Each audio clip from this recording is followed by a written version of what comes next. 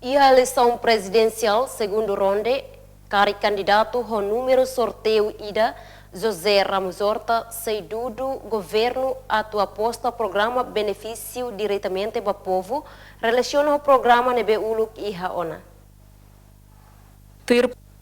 Assunto políticos, candidato presidente José Ramos Horta, Dionísio Babo, dihusi conferência imprensa nebe halau iha sede nasional candidato José Ramos Horta, Hudi Laran, segunda nedehan, tamona baloron tolu, kampanye eleição presidencial ba segundo volta, sira registro buat barak.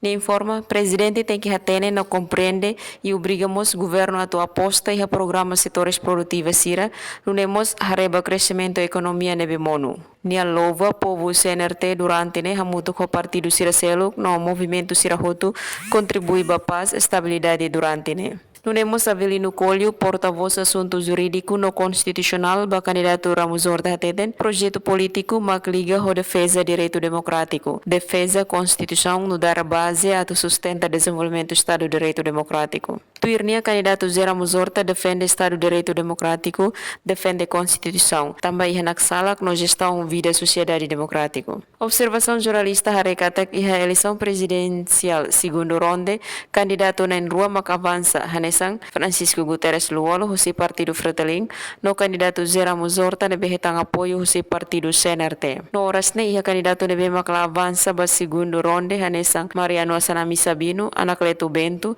Isabel Ferreira, inclui apoiantes no sira husi partido Seluk, apoio candidato Ramos Horta. Guilhermina Franco, STL News.